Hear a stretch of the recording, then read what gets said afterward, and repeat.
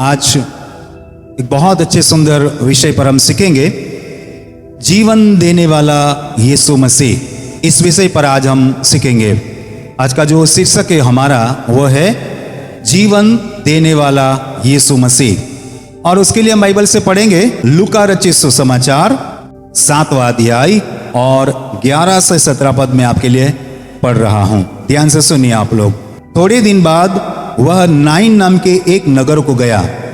उसके चेले और बड़ी भीड़ उसके साथ जा रही थी। जब वह नगर के फाटक के पास पहुंचा तो देखो, लोग एक मुर्दे को बाहर लिए जा रहे थे, जो अपनी मां का इकलौता पुत्र था, और वह विधवा थी, और नगर के बहुत से लोग उसके साथ थे। उसे देखकर प्रभु को तरस आया और उससे कहा, मत रो। तब उसने पास आकर अर्थी को छुआ और उठाने वाले ठहर गए। तब उससे कहा, हे जवान, मैं तुझसे कहता हूं, उठ। तब वह मुर्दा उठ बैठा और बोलने लगा। उसने उसे उसकी मां को सौंप दिया। इससे सब पर भय छा गया और वे परमेश्वर की बड़ाई करके कहने लगे, हमारे बीच में एक बड़ा भविष्यवक्ता उठा है और परमेश्वर ने अपने लोगों पर कृपा दृष्टि की है। और उसके विषय में यह बात सारे यहूदिया और आसपास के सारे देश में फैल गई। ये शास्त्र भाग हमने कई बार पढ़ा है, कई बार सुना है, लेकिन ये जो चमत्कार है ना, इसके बारे में लोग गहराई से नहीं जानते। उसके बारे में लोगों को बहुत सटीक नहीं मालूम।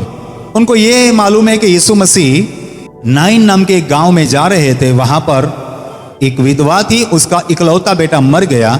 प्रभु ने उसकी अर्थी को छुआ और वो लड़का जिंदा हो गया। छोटी सी बात हमें सबको पता है, लेकिन इसके अंदर रहा एक बहुत बड़ा मर्म है जो हमें नहीं मालूम। इसलिए आज सुबह उस मर्म को हम सीखना चाहेंगे। सबसे पहला वचन में पढ़ता हूं, थोड़े दिन बाद वो नाइन नाम के एक नगर को गया। उसके चेले और बड़ी भीड़ उसके साथ जा रही थी। जब हम 11वां वचन पढ़ते हैं, यानी हमारे शास्त्र भाग का पहला वचन पढ़ते हैं, तो हमें बहुत ज्यादा कुछ समझ में नहीं आता। हमें ऐसा महसूस होता है, हमें पता चलता है, हमें ये ज्ञात होता है कि प्रभु यीशु मसीह नाइन नाम के एक गांव में आ रहे हैं, नाइन नाम के एक नगर में आए हैं। लेकिन बड़े ध्यान से इसको सुनना होगा। लिखा है थोड़े दिन बाद, यानी कि इसके पहले वो कहां गए थे? इसके पहले वो कहीं गए थे जहां पर कुछ हुआ है। तो सबसे पहले हम लूका रचित सुसमाचार जो अध्याय हम पढ़ रहे हैं, उसी अध्याय के आरंभ में देखेंगे। तो वहां 7वें अध्याय के पहले वचन में आप देखिए वहां क्या लिखा है। जब वह लोगों से सारी बातें कह चुका तो कफरनहूम में आया। यहां हम देख रहे हैं कि नाइन नगर में आने से पहले वो कफरनहूम में था।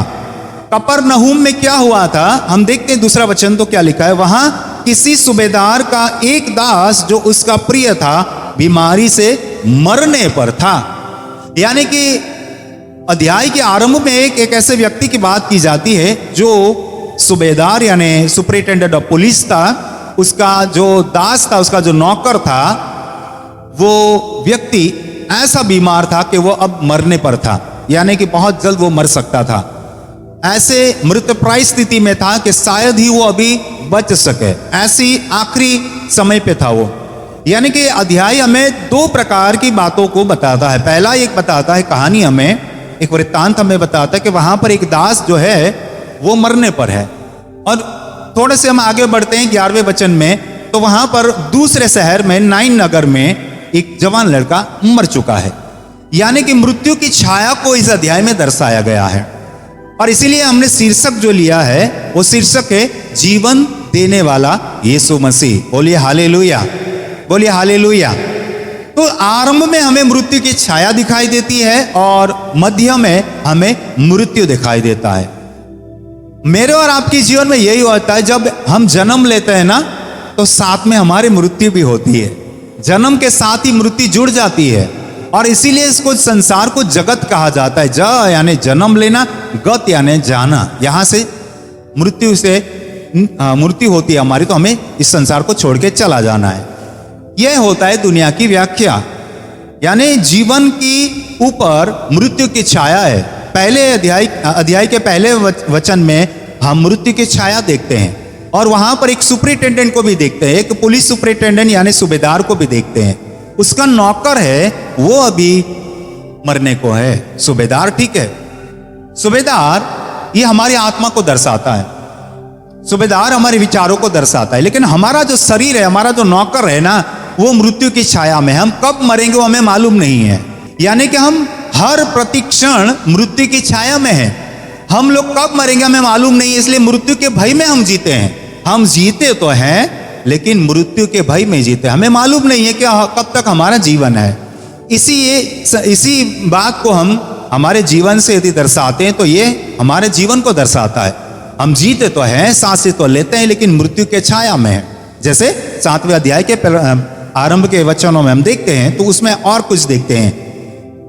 यहां पर हम देखेंगे 3रे वचन में, उसने यीशु की चर्चा सुनकर यहूदियों के कई पुरानियों को उससे यह विनती करने को उसके पास भेजा कि आकर मेरे दास को चंगा करे।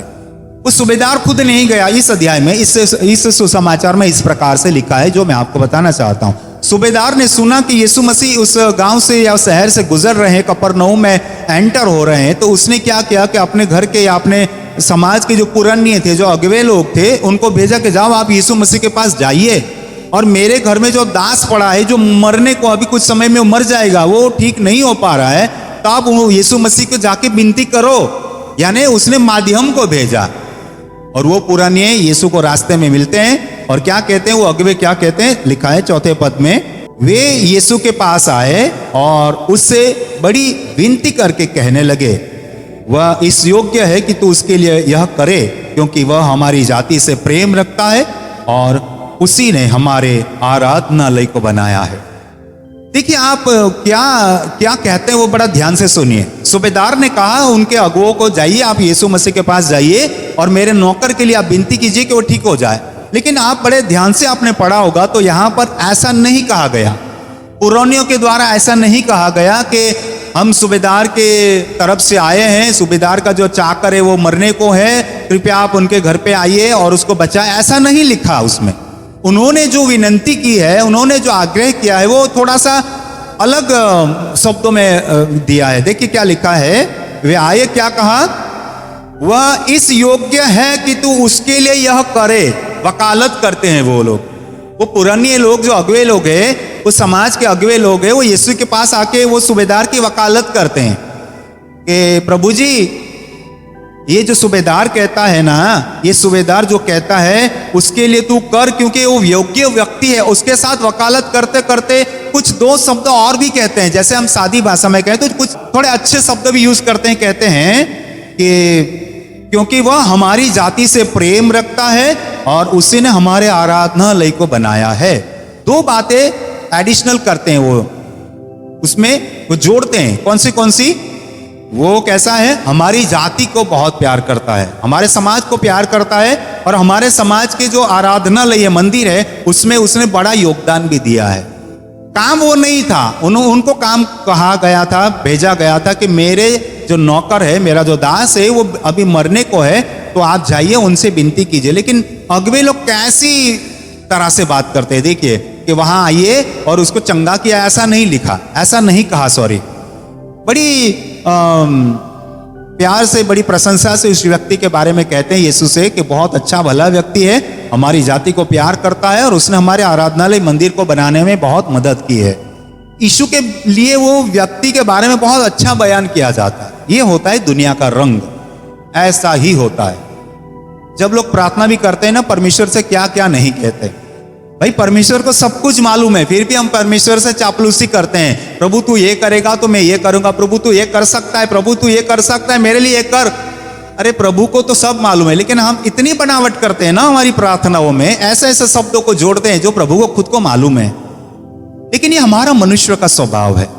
ये पुराने किसको दर्शाते हैं मैं बाद में बताता हूं। लेकिन यहां पर उस बीमार व्यक्ति को जो मरने को है, उसके पास उसको बुलाया नहीं जाता, लेकिन क्या कहा, और क्या कहा गया, देखिए, और उसी ने हमारे आराधनालय को बनाया। यीशु उनके साथ गया, पर वह घर से दूर न था, नजदीक में था, तो सूबेदार ने उसके पास कई और मित्रों को भी भेजा। देखिए पहले किसको भेजा? जब यीशु दूर थे ना, तो किसको भेजा?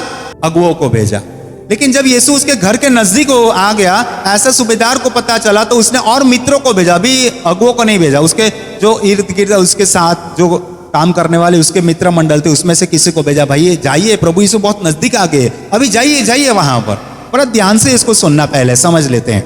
और यीशु उसके साथ गया, पर जब वह घर से दूर न था, तो सूबेदार ने उसके पास कई मित्रों के द्वारा कहला भेजा कि हे प्रभु, दुख न उठा, क्योंकि मैं इस योग्य नहीं कि तू मेरी छत के तले आए। इसी कारण से मैंने अपने आप को इस योग्य भी न समझा कि तेरे पास आऊं, पर वचन ही कह दे, शब्द ही कह दे, तो मेरा सेवक चंगा हो जाएगा। मैं भी पराधीन मनुष्य हूं और सिपाही मेरे हाथ में है, और जब एक को कहता हूं जा, तो वो जाता है, और दूसरों से कहता हूं आ, तो वो आता है, और अपने किसी दास को कि यह कर, तो वह उसे करता है।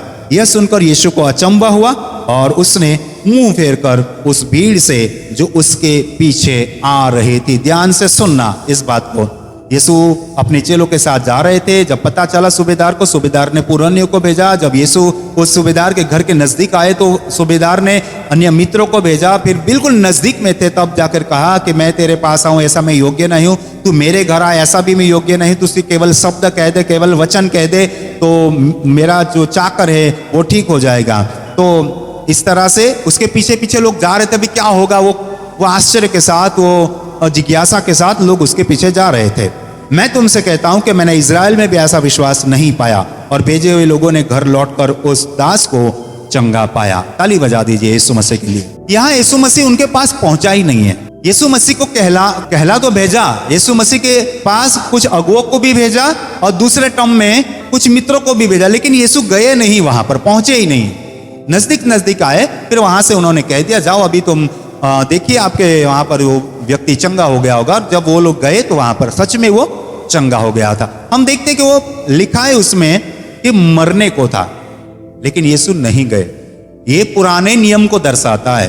पुराने नियम में यीशु नहीं आए थे इस दुनिया में मनुष्य का रूप लेकर, लेकिन उसने अपने भविष्यवक्ताओं को भेजा। जैसे अब्राहम को भेजा, जैसे मूसा को भेजा, जैसे एलिया को भेजा, जैसे एलिसा को भेजा, जैसे दानियल को भेजा, जैसे हिजकिय्याह को भेजा। कई ऐसे, कितने नाम गिनाऊं मैं, यशायाह को भेजा, यिर्मयाह को भेजा, आमोस को भेजा, मिकाह को भेजा, मालाकी को भेजा, सबको भेजा उसने। यीशु नहीं आए, लेकिन सबको भेजा, और सबको भेजा और लोगों को उद्धार की बातें करी। लेकिन फिर भी लोग कैसे थे? मृत्यु के छाया में थे, मृत्यु के छाया में थे, कुछ नहीं हो पाया। उसके बाद देखिए आप नए नियम में आते हैं तो यीशु के 12 चेले थे। 12 चेलों के माध्यम से प्रभु ने सुसमाचार के लिए कार्य किया, लेकिन अंत में किसने काम किया? कलवरी के क्रूस पे किसी 12 को चढ़ाया नहीं गया, कलवरी के क्रूस पे खुद यीशु मसीह को चढ़ना पड़ा। ताली बजा दीजिए, हालेलुया। यानी कि पुराने नियम में प्रभु परमेश्वर ने अपने भविष्यवक्ताओं को भेजकर लोगों को उद्धार की बातें कही, लोगों को परमेश्वर के भय मानना सिखाया, मूसा के द्वारा नियम दिए गए, लेकिन वो आगे नहीं हो पाया वो कार्य उद्धार का। उसके बाद उसने अपने चेलों को भी कार्य सौंपा। चेले भी जाके बपतिस्मा देते थे, सब कुछ करते थे, लेकिन उद्धार नहीं मिल रहा था। लेकिन आखिरी में यीशु को खुद को कलवरी के क्रूस पे बलिदान देना पड़ा। अब हम अपने अध्ययन में जाएंगे। पूर्व भूमिका मैंने आपको दिखा दी, जो लूका 7वां अध्याय और 10 वचन तक हमने पहले मृत्यु की छाया को हमने देखा, और कैसे पुरानी आए, कैसे मित्र आए, जो मैं आपको बताया। लेकिन अभी 11वें पद से हम समझते हैं, थोड़े दिन बाद वह नाइन नाम के एक नगर को गया, उसके चेले और बड़ी भीड़ उसके साथ जा रही थी। हालेलुया। ये अध्याय के आरंभ में भी हमने देखा कि यीशु, उसके चेले और बड़ी भीड़ और जो पुराने और मित्र यीशु के पीछे इर्द गिर्द थे, उनके साथ थे, वो उनके पीछे थे। पुराने नियम के अनुरूप देखे तो भविष्यवक्ताएं, कई ऐसे छोटे बड़े भविष्यवक्ता प्रभु के राज्य की महिमा के लिए, यूहन्ना तक परमेश्वर के राज्य की सुसमाचार के लिए लोगों को परमेश्वर का भय मानना सिखाने के लिए वो आए, लेकिन उद्धार किसी को मिला नहीं। उद्धार का रास्ता दिखा, लेकिन उद्धार मिला नहीं। रास्ता मालूम था सबको, लेकिन माध्यम नहीं था। यीशु मसीह वो माध्यम बना। देखते हैं, उस वक्त भी बड़ी भीड़ जा रही थी जब यीशु मसीह उस सूबेदार के घर पे जा रहे थे, और यहां भी उसके पीछे एक भीड़ चल रही है। लेकिन ध्यान से सुनना क्या होता है, ध्यान से सुनते हैं। थोड़े दिन बाद वो नाइन नाम के एक नगर को गया, उसके चेले और बड़ी भीड़ उसके साथ जा रही थी। अब मैं आपको दो शहरों के नाम बताना चाहता हूं। पहला जो शहर हमने देखा वो था कफरनहूम। कफरनहूम, कफरनहूम का मतलब होता है सिटी ऑफ कंफर्ट, यानी आश्वासन का नगर, दिलासा का, आश्वासन का, हिम्मत का शहर। और नाइन का मतलब होता है सुंदरता या खुशी। आपको कोई सुंदर फूल देखकर खुशी महसूस होती है। सुंदरता और खुशी साथ साथ चलते हैं, सिक्के के दो पहलू की तरह हैं। तो नाइन का मतलब होता है सुंदरता या खुशी। लेकिन आज उस नाइन नगर में ना तो सुंदरता है ना खुशी है। क्यों? बताता हूं मैं आपको। 12 पद पढ़ते हैं। जब वह नगर के फाटक के पास पहुंचा, फाटक यानी बड़ा दरवाजा, नगर में प्रवेश करने का प्रवेश द्वार। जब उस नगर में पहुंचा जिसका नाम था सुंदरता या खुशी, लेकिन उस फाटक पे पहुंचते ही खुशी के दर्शन नहीं हुए, सुंदरता के दर्शन नहीं हुए, आनंद के दर्शन नहीं हुए, खुशी के दर्शन नहीं हुए। किसके दर्शन हुए देखते हैं। क्या वहां पर देखने को मिलता है? जब वह नगर के फाटक के पास पहुंचा तो देखो लोग एक मुर्दे को लेकर बाहर जा रहे थे। बड़े ध्यान से आप सुन रहे हैं, आपका धन्यवाद। नाम क्या था उस नगर का? जोर से बोलिए आप लोग। नाइन। बोलिए क्या? नाइन। उसका मतलब होता है सुंदरता या खुशी। लेकिन जैसे उस नगर के प्रवेश द्वार में प्रभु पहुंचे, वहां पर उसने एक अर्थी को आते देखा, एक जनाजे को आते देखा। एक लड़का मर गया था, जवान लड़का। कौन था मैं बाद में बताता हूं। एक जवान लड़का मर गया था, उसकी अर्थी को लेकर लोग रोते बिलखते जा रहे थे। उसके साथ कौन था वो भी मैं बताता हूं। लेकिन एक अंतिम यात्रा चल रही थी। शहर का नाम था सुंदरता और खुशी, लेकिन अफसोस की बात है वहां मौत की छाया दिख रही थी। इस अध्याय के पहले आरंभ के 10 वचनों में मौत की छाया थी। वो लड़का मरा नहीं, वो दास मरा नहीं। लेकिन जैसे दूसरे विभाग में हम आते हैं, मौत ने अपना तांडव मचा दिया था। इसी तरह से इस दुनिया में आज से 2000 साल पहले प्रभु यीशु मसीह आए, कलवरी के क्रूस पे उसको मरना पड़ा। मौत ने अपना काम किया, परमेश्वर के इकलौते बेटे को भी नहीं छोड़ा। मौत यहां तक हावी हो गई थी। यह होता है मौत का प्रभाव। लेकिन आज का संदेश का जो शीर्षक है वो है जीवन देने वाला यीशु मसीह। हालेलुया। बोलिए हालेलुया। देखते हैं जैसा उस नाइन नगर के शहर के फाटक के पास प्रभु पहुंचे, प्रवेश द्वार पे पहुंचे, अच्छा दृश्य नहीं देखने को मिला। एक जवान लड़का मर चुका था, उसकी अर्थी को लेकर कुछ लोग जा रहे थे। उसकी मां रो रही थी, स्वजन रो रहे थे, लोग निराश हो रहे थे, लोग उस अर्थी को लेकर जा रहे थे। ये दुनिया है, ये दुनिया का चित्र है। आज का चित्र यही है। आप कितने भी खुश क्यों ना हो, क्यों अच्छे कपड़े क्यों ना पहने हो, सब कुछ ठीक है, लेकिन जीवन में बड़े आंसू है, जीवन में बड़ी तकलीफें हैं, जीवन में बड़ी समस्याएं आपके जीवन में। मृत्यु आपके जीवन में अट्ठास्य कर रहा है, मृत्यु आपके ऊपर प्रभावी है। और जब यीशु आया तो इस दुनिया में मौत ने अपनी छाया जमा ली थी, पाप ने अपना स्वरूप जमा लिया था। पाप इतना हावी हो गया था कि लोगों के ऊपर मृत्यु और मृत्यु की काली छाया छा चुकी थी। कोई नहीं बचा सकता था, इस मानव जाति को कोई नहीं बचा सकता था। इसलिए इस संसार में यीशु मसीह को जीवन देने के लिए, उद्धार देने के लिए आना पड़ा। ताली बजा दीजिए, हालेलुया। देखते हैं हम इस वचन में आगे बढ़ते हैं। 12 वचन में पढ़ लिया हमने, आगे बढ़ते हैं। जब वह नगर के फाटक के पास पहुंचा तो देखो लोग एक मुर्दे को बाहर लिए जा रहे थे, जो अपनी मां का इकलौता पुत्र था और वह विधवा थी, और नगर के बहुत से लोग उसके साथ थे। कितनी बार और लिखा है, कितनी बार और लिखा है। ये कितना एडिशनल होता ही जाता है हमारे जीवन में। एक तो शारीरिक बीमारियां हैं हमारे जीवन में, फिर और कर्जा बढ़ जाता है, लोन लेनी पड़ती है, और कुछ बढ़ जाता है डेब्ट हमारे ऊपर। फिर तो भविष्य की चिंता बढ़ जाती है, बच्चों की पढ़ाई की चिंता बढ़ जाती है, गाड़ी का किस्त भरना है वो टेंशन आ जाता है, घर का किराया भरना है वो आ जाता है। मतलब जुड़ता ही जाता है, एक के बाद समस्याएं जुड़ती जाती है। जिंदगी की यही सच्चाई है। आप एक दुख को दूर करना चाहते हो तो दूसरे दो दुख आपके ऊपर आ पड़ते हैं।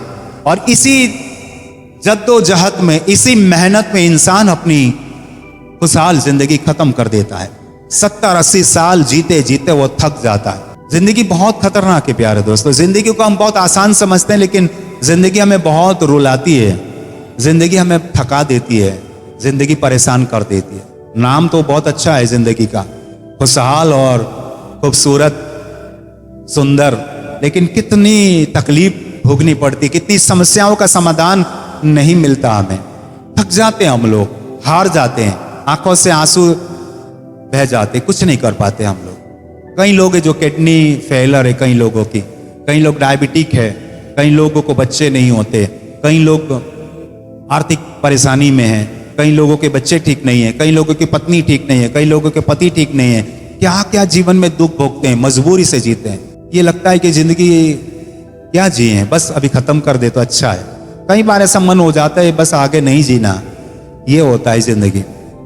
मृत्यु आदम से लेकर अब तक मृत्यु ने अपना डेरा जमा लिया था।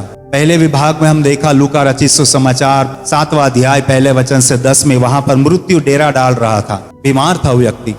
आदम और पुराने नियम को दर्शाता है। नए नियम ने मृत्यु ने डेरा डाल दिया था, लेकिन उस वक्त सही समय पर प्रभु यीशु मसीह आए। हालेलुया, बोलिए हालेलुया, ताली बजा दीजिए।